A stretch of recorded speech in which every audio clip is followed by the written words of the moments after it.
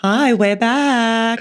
And you are? It's Leonie. And it's Liv. God, we've got to do better. We're sorry, guys. We're sorry. We're really sorry. So glad that you've sorry, joined. not sorry. So glad that you joined the party.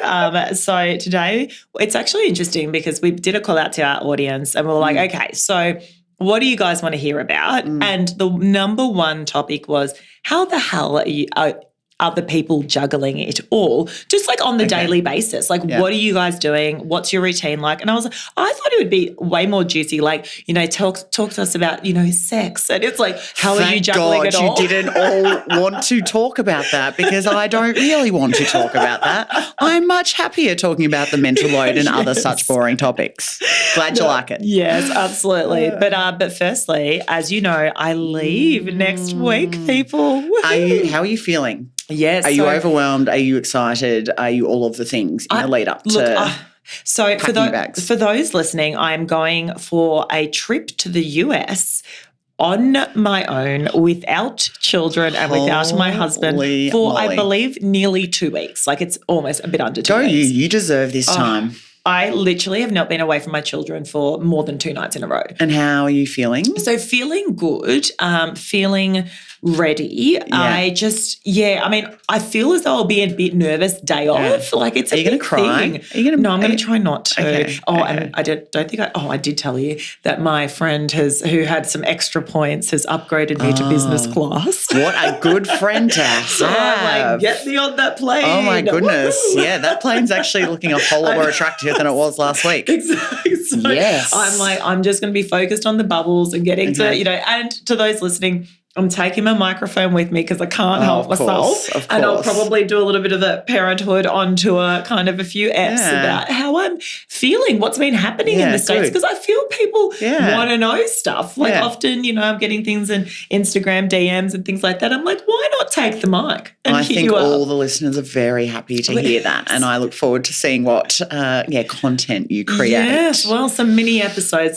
We'll just sort of see what inspiration hits me. But yes, there has been a lot of careful planning for this trip. I mean, I think most people would say that it's a pretty special opportunity to be able to, as a parent, be away for so long. I'm currently cashing in all of my chips, though. I mean, there are a number in the bank that you are, have just been storing up for a special occasion. I've been storing and now I'm ready to spend them. So as you all would probably know, Jules, my husband, travels a fair bit for work. And when I say a fair bit, it's probably once every fortnight, sometimes weekly, one night or one day. And that has been our entire life with children. So I'm like, matey, me taking 2 weeks off. How's he going to go? How's he feeling about this? Well, we've got the in-laws moving in. So 3 adults on 2 children. I think he'll be fine. So this is what we do. We put structures around.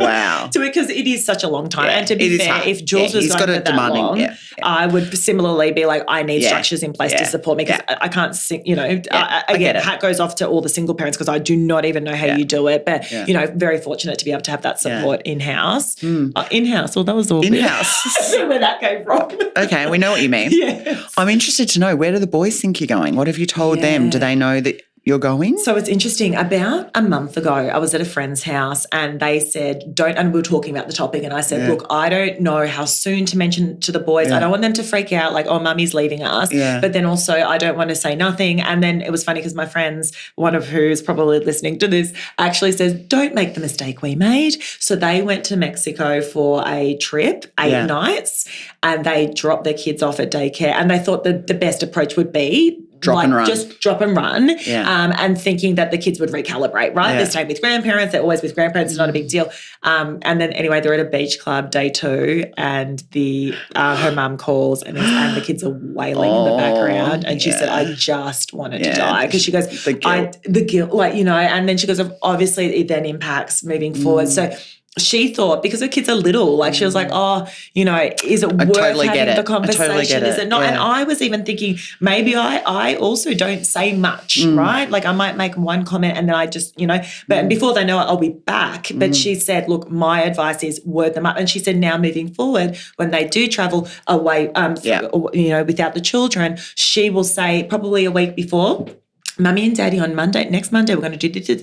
And then we'll be back after 4 days. Can you count 4 days? Like, and because she goes, because they know their routine so well, it gives them comfort to be like, oh, okay, they're going to go for 4 days. I'll count down. And, and it just prepares especially if they're them. school-age children who have a greater appreciation for time because younger children, 10 days feels like 1 day to them, right? But, the concept of sleeps for school-age children is a really good one. Yes. Often if I'm travelling for a few days, I will do a calendar of 3 sleeps and in the morning they cross off. That's a good idea. So now it's only 2 sleeps until Mummy gets home, then it's 1 sleep till Mummy gets home. We might implement that. So what I did do after that conversation, which was so incredibly helpful and honest of her to sort of give me really her lessons around this, I then have, like, from a month ago, I started mentioning, so Mum's going to go, because it's my sister's birthday and she lives in New York, right? And so the whole reason for the trip was around my sister's birthday. We're going, she's got my other sister Rachel and about 4 or 5 of her closest friends. We're all traveling to the States. I'm going earlier to do, just because I was like, I'm not going to travel all the way for 4 nights. Podcast things. I'll just make the most of it whilst I'm there. Going global. And also I used to study in the States, so I'm looking in LA, so I'm looking to catch up with some friends as well. So so I've said to my children, Auntie Michelle lives in the US, in America, and it's because they've had a few, Joe left for America, my other girlfriend, and then another friend of theirs from school went to America. So that they have some concept that America's someplace in the ether somewhere. That you catch a plane. That you catch a plane to. And I'm going to go celebrate Auntie Michelle's birthday and then I'm going to come back. It's going to be 12 days. And I like that, like kind of, breaking it down into days. And then after that, we're going to go to Greece together. So I've kind of tied on the end because as a family, you are a frequent flyer. You're going to you'll be able to go somewhere else with all the points from all of these trips. And it's so bizarre for me because last year was quite a quiet year. But this year we try to get to Greece when we can. For those listening, my mum is Greek and my parents spent a fair bit of time over in Europe during our winter. So we try to, when we can, go and join them. So I guess what I've done is I've sort of said, I'm going to the States, but we're then going to go on a family holiday. So yay, aren't we all excited about that versus just really focusing in on, I'm disappearing, guys. Good luck. Adios. Are you going to FaceTime regularly? Have you thought about that? I'm nervy about that because I haven't. What do you do when you're I'm only away for short periods. Yeah. And I do typically FaceTime. I do check in with Mark first. How are they? Yeah. Are they ready? Are they feral? Yeah. Do they want to talk to me? Yeah. Often is what I will say. Yeah. And sometimes they do and sometimes they don't. Yeah. I've had a girlfriend who recently went away for a couple of weeks and I don't think she did too much of the calling because it reminds them that mummy's away. Right. That's right. But you can do like little voice notes and you can do lots of different and maybe things. Just a video. Actually, that's a good one. A video. We've been doing a bit of correspondence like that with some people overseas. So they do a video. Hi, Noah. Hi, Charlie. So good to see you. Blah, blah, blah. And then the kids do a video back because I'm nervous that if my kids break down over the video call, that's my whole day ruined. And if not, that's my trip ruined because I just know I'm so like I was talking about the other day when I was talking at Lauriston. They'd done this beautiful video during the Mother's Day dinner. They did a beautiful video of everyone's children and they're like, we love you, Mummy, and they're kissing the camera and being like, love you, love you. And so they aired that during the dinner.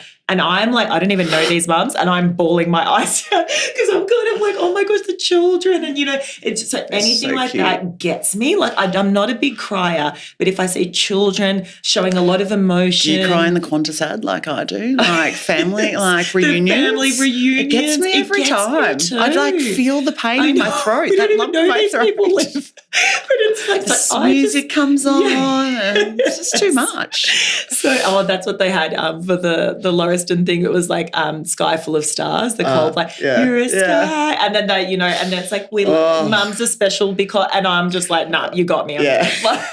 So I guess I'm just so sensitive that maybe we're not video calling, maybe we're video. I think that's a good I reckon this is a good thing to try. Just go with the flow. But hey, guess what? Everyone will get the updates because I'll give you them Can't wait.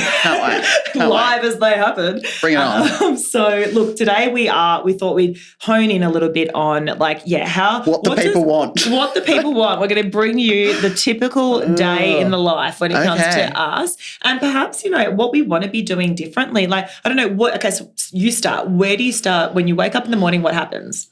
I reach for a coffee. Are your kids already awake?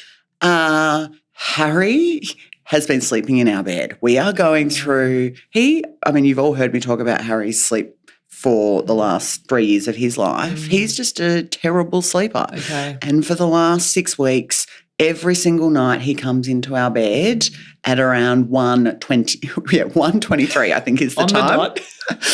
Like clockwork, my child. So do we wake up together? Yes, Harry will wake up at almost the exact same time. We are just so linked. It's very, very strange. Tommy might wake up a little bit later, but I go to bed early. I'll get up, 6. Yeah. I'm not like you getting up at 4 or whatever crazy hour you get and get 3 hours of work done before the kids even wake up. But back to my day, I wake up at 6, I roll out of bed, have my coffee, get the kids ready. Mark and I have a structure where someone is leaving the house at 7 a.m. every day. So on Monday, that's me, and we go through the week that we alternate. So something we've recently just changed was I was doing lunches for every day. Okay. Now and then Mark was like, why are you doing that? Like, I can do that, which was a really interesting conversation to have. I was like, thank you. I don't know why I was doing that. I just kind of took that job on, another job that I should have thought harder about. Yeah. So, that's a little bit about our mornings. And then, if I'm out of the office, I typically get home about 6:37. Another thing that we've started doing, I was cooking all of the dinners. Now, on the day that Mark is home, he will cook the dinner. Okay. Which has been game-changing for us too. How did you feel about letting go of the reins? I know you know me well. You know me well. I am that person that's like, get out of the kitchen. This is kind of where I've got to on both of these things. Mark was kind of just almost like, I'm happy to do it. I don't know why you do it. Yeah. Or is it because he's not doing it well enough and I do want to control it? Yeah. Like why? Yeah, his question is why? Yeah. Why are you doing it? Why do you feel that you need to do it? Yeah. I am happy to do it. Just let me do it. Yeah. Or let's have another conversation about what the role kind of responsibility and cut up is. So it has taken us, that's crazy in our relationship, given we've been together for 15, 16 plus years, that it has only taken to the last month where we are now sharing the cooking. Yeah. So even if you get back later, you would always cook. Yeah. Doesn't matter who gets back first. I would start cooking at 7. Yeah. Wow. And we would have dinner. So the boys would always eat and still eat whatever the leftovers are from the night before. Oh, that's good. So what they have on Tuesday is what Mark and I had for dinner on Monday. Yeah. As an example. Because I struggle, on the food front, I really struggle because my boys, they're just so particular. They won't eat. Well, like if I cook a curry, they're not eating a curry. Well, we typically eat kid food. I'm not going to lie. Really? Yeah, I'm really very simple with my meal prep. I have to be able to cook it in 20, 25 minutes. Yeah.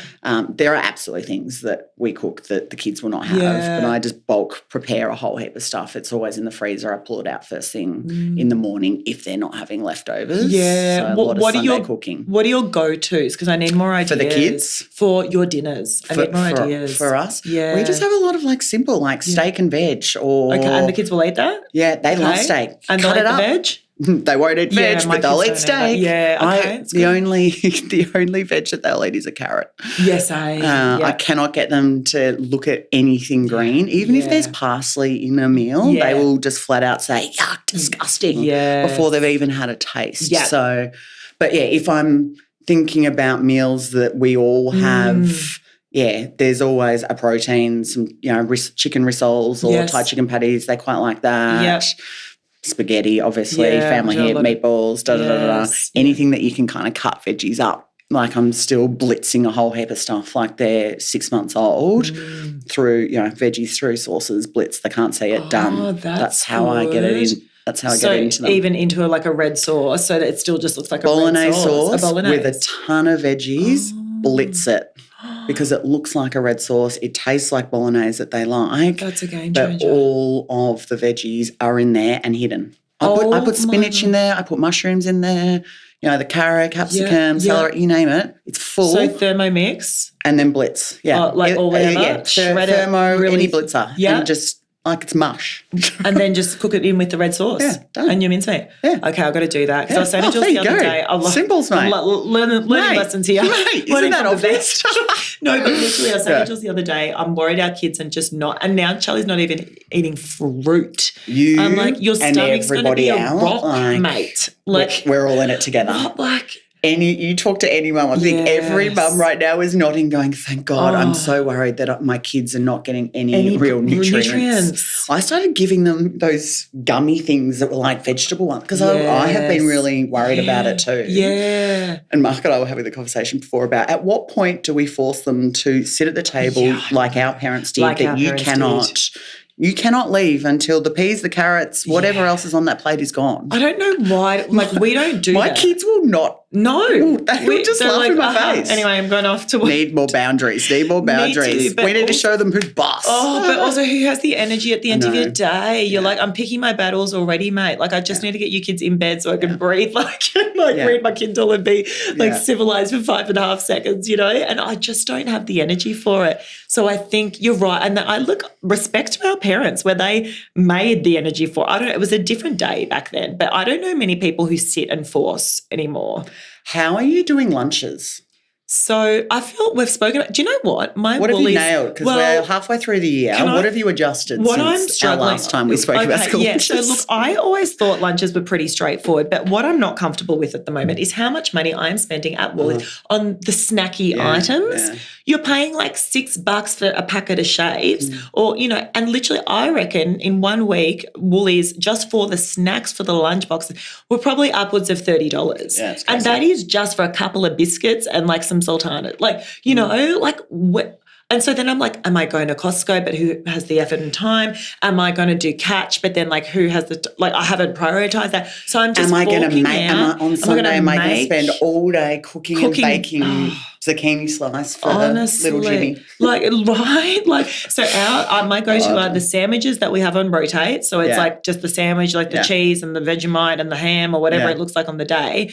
And I was going to say the peanut butter, but no, I learned. Yeah. I was going to make that joke, but I was like, no, we'll let that go. That's been there, done that. For those listening, on week 1 of school, I was advised by the school that, in fact, children shouldn't bring peanut butter sandwiches to school because other children have allergies. And I was like, that's a head scratcher. I told Liv, and Liv's like, mate, it's like, where have you been living? Under a rock? It was more like your mind was blown. Yeah. But we used to have peanut butter sandwiches. Oh, dear. So funny. I don't know. So, look, I'm putting the snacks in there with the fruit. But do you have to take the snacks out of the packet? Do you have nude? We can't have any plastic or wrappers. It's all about nude food. Is that right? And the kids get points for the nude food. So every friggin' morning I am opening the shape packet, using that as an example, and tipping them in, getting the muesli bar out of the muesli bar wrapper. It's just... Is that for real? I'm not making this up. This is what everyone is doing. Policy? This is a school thing. Yeah. Which I'm all for it because it is about teaching sustainable practice and rubbish and waste minimisation. All very noble. Yes. But man, it adds an extra 10 minutes to my morning. So I am trying to, for all of that stuff, I do it the night before. Now I just make the sandwich first thing when I'm doing it because now Mark could see that I was pulling my hair out and he was like, I got the sandwiches. It's all good. You were so stressed about sandwiches. I'm like, mate, it's 2 pieces of bread and some cheese, whack it in, you're done. Like, what are you stressed about? I don't know. It takes me 3.5 seconds. I keep talking about school lunch. I don't know why. You do. Do you know what? Well, the other day at kinder, so different, obviously we prepare lunch for kinder. Yeah. One of the kids arrives at kinder and he sits down at the lunch table at 9:15 and starts eating his lunch. But because I'm so interested in school lunches and lunch boxes in general, I had a look at his lunchbox. It was grated carrot, something green, grated cheese. It was the most wholesome thing, soya beans, you name it. And he was just getting into it. And I was like, oh, my goodness, I really need to, up my – if I said that with it would just come home. No, they just wouldn't. My kids would riot. Yeah. Do you know what I used to do? Because my mum used to always put like way too many healthy things. I used to like bargain it in the school playground. I used to be like, hey, I'll give you my apple if you give me a bag of like, twisties or whatever, And I used to actually it was my first, thing on like bartering and maybe it was forever the entrepreneur, always looking to commercialise some sort of arrangement. Do you know how good this green apple? Let me tell you about this green apple. You're going to want to give away your chocolate when I'm done. Oh my goodness, that is you've just like I am going into another place there because my mum, for everyone, she is a foodie. She's a chef, and my sandwiches at school were exotic. Oh, they were not Vegemite and cheese. Yeah. They were ham, cheese, like different chutneys. Oh my God. And they were yummy. Thanks, Mum. Yeah. But I remember just being like, I just want a peanut butter sandwich. So I think very early I started making my own school lunches, which has to become a thing for us soon. Yes, agreed. Do your own school lunches. Yeah, mate, I've got to delegate. So talking about, all right, so let's go back to the routine. So for those listening, my routine is a little bit warped because I do start my job quite early and finish quite early. I work in construction, so really my days, I try to be done by 3 because that's when everyone's off the construction site typically. So 3:30. So I start quite early. I get up. And also, look, I get up early because I hate the feeling of waking up with my kids and then the demands start and it's like, Mum, I'm hungry. You didn't, Charlie got up 5 minutes before me. That's not fair. He has more playtime than me. Do they start the minute they wake up? They like that? Straight they're wrestling up. Like they're wrestling. Like Charlie, swaddles in and then Noah's like, oh, that's not fair. Charlie beat me to the kitchen. It's not a competition everywhere. Like, and it's like this and that and this and demand. So I need a minute before. If I wake up like that, my whole day is ruined. So I wake up deliberately early at 5 a.m. and then but regardless, my kids are up probably an hour to an hour and a half later. And then I'll either go straight into the office or I will be working downstairs in my house if I've got the drop-off day. Yeah. I feel as though when my children walk down those stairs, I'm like, okay, I'm ready for you now. Let's do this. Let's go. I'm into battle. I'm rolling up my sleeves. I'm like, what do you got? Like, I'm prepared because I've done a little bit of meditation. I've got my work day sorted. I've got my to-do list because I'm a big, everyone's asking how do you juggle it? I'm a big to-do list kind of gal. So I'll often go, these are my 3 priorities for the day, try to tackle those, put in time frames if I have to, put in when I'm going to do my exercise, be super clear on my day. For me, that minimizes my anxiety, right? And then I start my day. If I don't get it right every day. So if I don't do that, I find I'm waking up with the wave of chaos that it is. And I'm just kind of floating through the day and kind of going, what just happened? So I set myself, my morning is kind of everything for me. Having said that, I'm in bed by 9 o'clock. In fact, I'm in bed by 8:30 and I read my Kindle for half an hour if I can, for half, before falling asleep. And I love that. I light a candle. I mean, I've been so into candles recently. Even in my bathroom, I have I light my candle. I wash my face. I put on the mood lighting. I'm really preparing myself for sleep now. Finally, the kids are at an age where they're starting to sleep on their own. I sort of pop them in bed. Do they go to bed when you...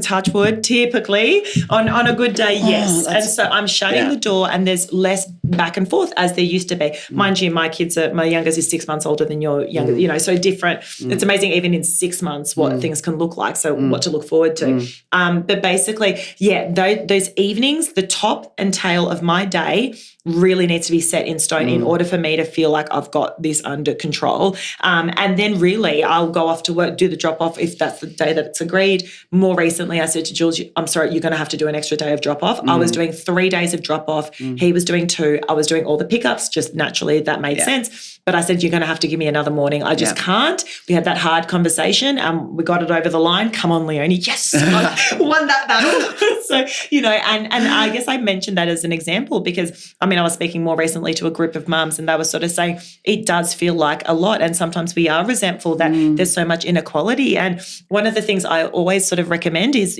have a look at what could potentially be feasible within your family structure and have the hard conversation. So not hard, but have the conversation. Yeah, it's just checking back in. Just because you were doing it one way. You can change it. You can change it. You just got to keep coming back to it because, peak periods, there are peaks and troughs. Yes. There are busy times in, your work calendar as there are in mine that you just have to ask for help. Yeah. I think Mark had to force me to say, you can ask for help. Yes. Like, that I'm not entirely incompetent and I can help you do some things. I might not do it exactly how you do it, but I think it's a really good thing to just continue to revisit for sure. Absolutely. So look, and that's sort of my day in amongst a lot of the extracurriculars, and I feel like that's a topic for another day because that's a beast.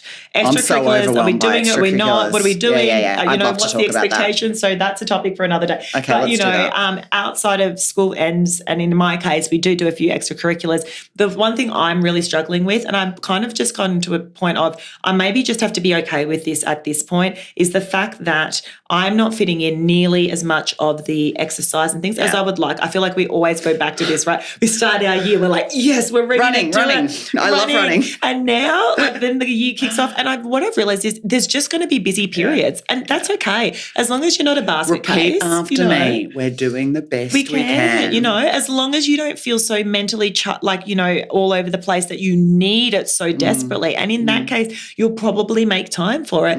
I mean, it is what it is. So that's probably the only thing in my routine that I'd like to tweak and make a bit more time for. But, I'm also not going to come down too hard on myself because of it.